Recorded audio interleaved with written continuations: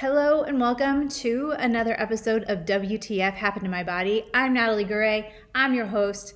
I'm going to share with you a bunch of shit that I've been learning about lately. This is season 2. I'm excited because in season 1, I talked about the things I've been talking about for the last 20 years as a Pilates instructor, all the things that I've shared with my clients about how to strengthen and rehabilitate their body after having kids. Now, I've said this a bazillion times, and I'm going to say it over and over again for the rest of my life. It's never too late to rehabilitate. So the main audience that I'm trying to find and target is the mom who's somewhere around her 40s, who's finally going, what the fuck happened? Because we've spent all of these years putting ourselves kind of last, basically, taking care of our kids, taking care of our projects, our work, whatever it is.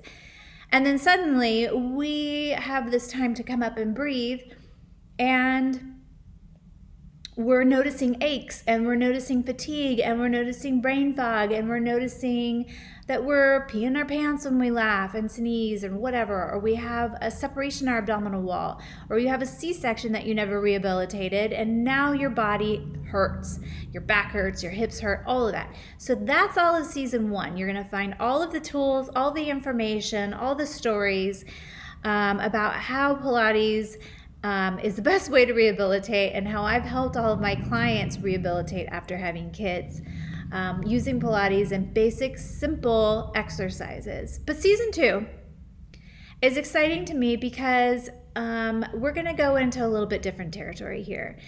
It's not entirely unrelated, of course, but it's something that I've become extremely passionate about in the last couple of years. I'd say probably, 21, 22, maybe a bit before that, in those years. And that all started with my mom being diagnosed with dementia and experiencing her years of decline, watching her decline over the years with, Luna says I saw that too, with her diagnosis, and going with her to her functional medicine doctor and seeing how they looked at it and how they wanted to treat it, and just really getting to the root cause of everything, looking at the brain. And from that, I was intrigued. I was fascinated by what they looked at. They did brain scans. They did extensive blood work to see what she was deficient in. We looked at her food. We went through a long list of information to look into what's going on and to figure out how to support her. Around 2022, I decided to go back to school. I decided that the information that I gained from going with my mom to her appointments and what I learned in those appointments was so intriguing to me and so fascinating that I thought everybody needs to know this shit. I want to be the one that's helping people know this shit. And so I went back to school to become a naturopathic doctor. Now, for those of you who don't know, I am not a science buff. I am not a science nerd. My degree from UCSB was in dance. I went to UCSB. I had no fucking idea what I wanted to do, but I thought, let's take a dance class. And from there, I decided to audition for the program. I got in. So all that to say that I have a BA in dance. So what does that look like when I decide that I want to go back to school to be a science major? It looks like a year and a half of prerequisites. And I started off taking a math class, which I failed. And then I retook that math class last summer and eventually got a B in that class. I then started taking chemistry classes and biology classes and physics classes. And the first chemistry class I took was a pre-chem class, which I did fine in. And then Chem 1. I took Chem 1 at the same time as a Bio 1 class. Failed the Chem 1 lecture. Got a B in the lab. Anyhow, I'll be taking that class again over the summer. So basically, just to show you that this shit's not easy, I'm struggling my way through it, but I am so fascinated by all of it. I am so close to being done with my prerequisites. I am down 3 classes, with 3 classes to go. And then I will be transferring to a school here local in San Diego called Bastyr University. They also have a campus in Washington State. But Mama doesn't do rain, and so I decided to move down to San Diego for that. I cannot be more excited to get into this program and to dive into what is going on beneath all of this, what's going on with our bodies, and how I can support my clients further beyond the physical means of Pilates, the physical rehabilitation work that I've taught for the last 20 years. And what my hope is that as I go through it, I share all the information that I learn with you guys, because I know that a lot of you that have been with me for the last 20 years as clients, or just even my friends, we're going through it. Oh God, we're going through it. So I will be 48 in two months, a month and a half, give or take.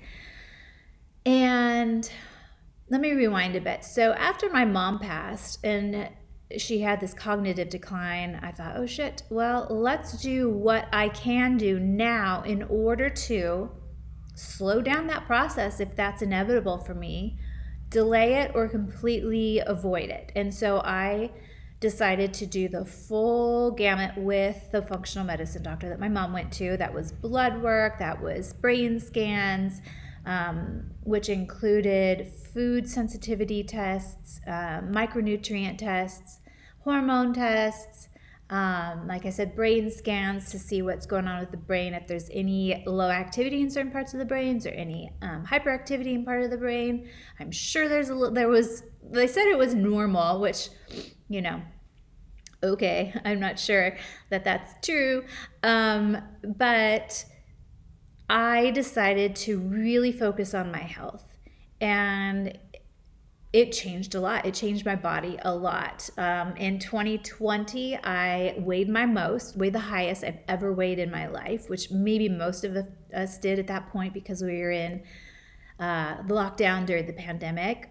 Although I think there are some people who went the extreme and really, really focused on their fitness at that point. I was not one of them. I sat on my ass. I gained weight.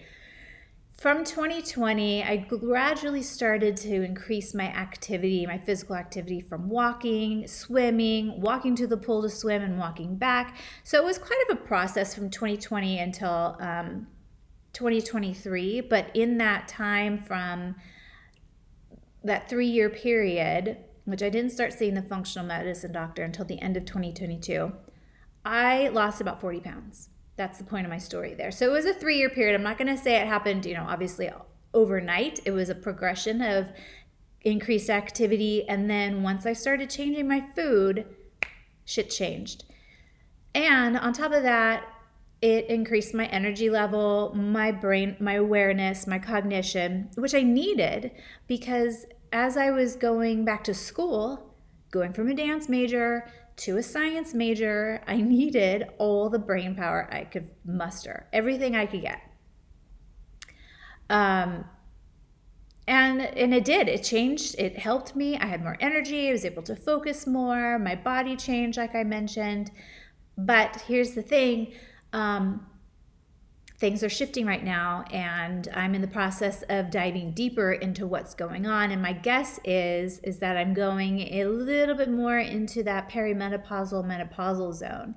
I think I was, tiptoeing in the edge of it earlier this year, not this year, or maybe it was late last year, because I did go see a naturopathic doctor once I moved to San Diego, and did a little bit more blood work to see what was going on. What's the latest a year later? Am I still needing, these specific supplements, or I'm going to need other ones? Do I need to start taking any hormones?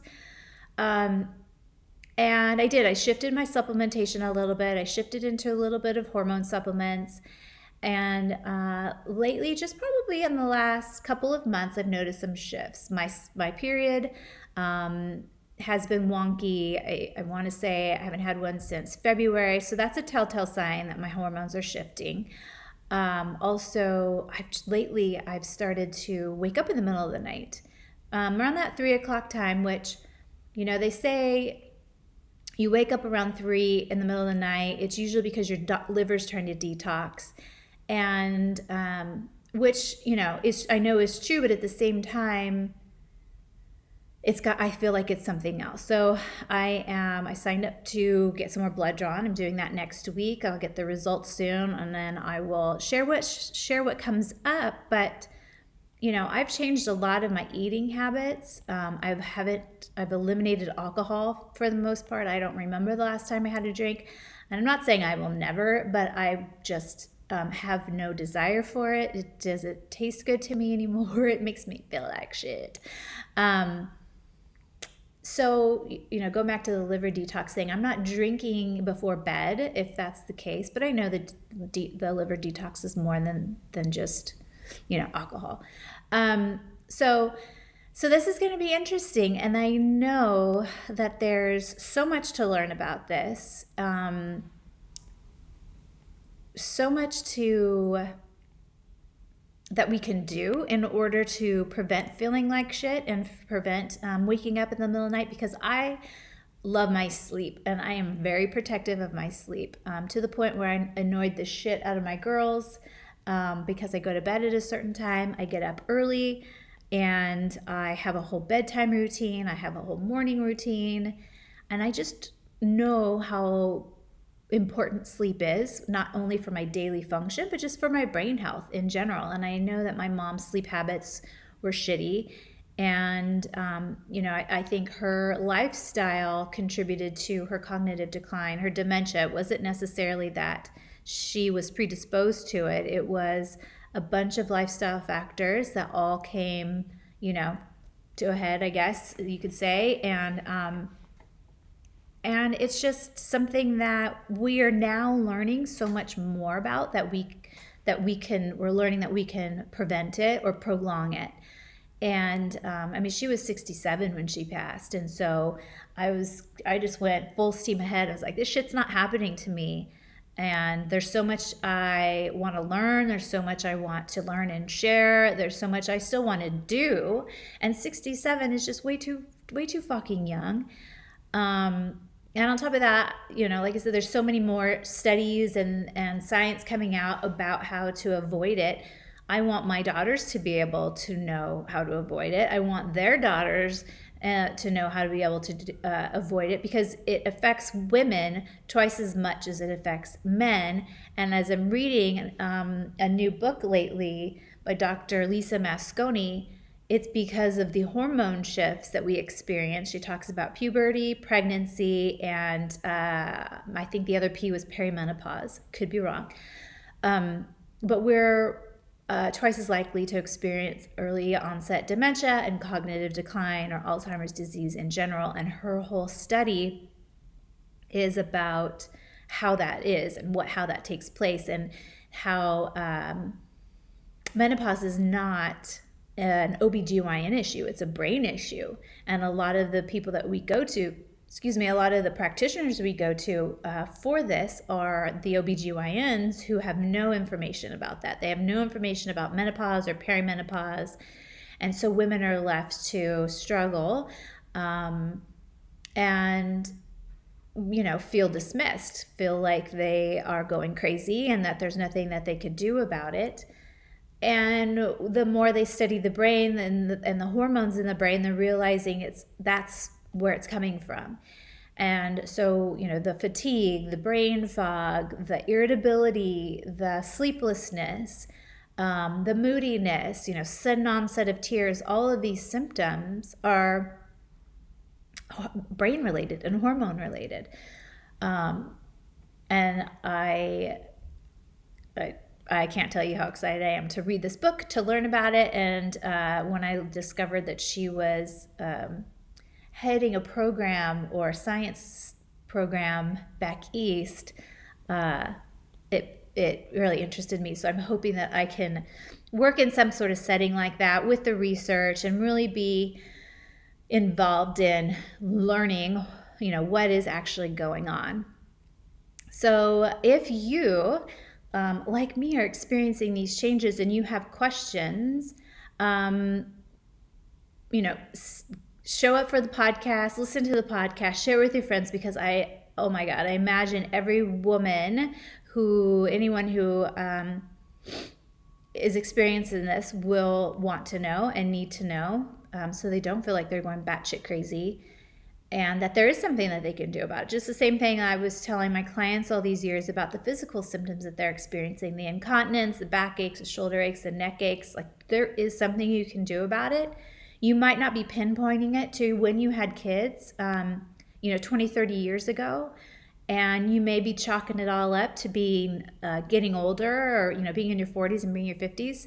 But I call bullshit on all of it, and it's nothing that you can't start supporting now if you want to. Of course, it's always a choice, and the choice is the first step to making these things happen. It's a decision that you make to being like, yeah, I don't want to feel like this anymore. I don't want to feel like shit.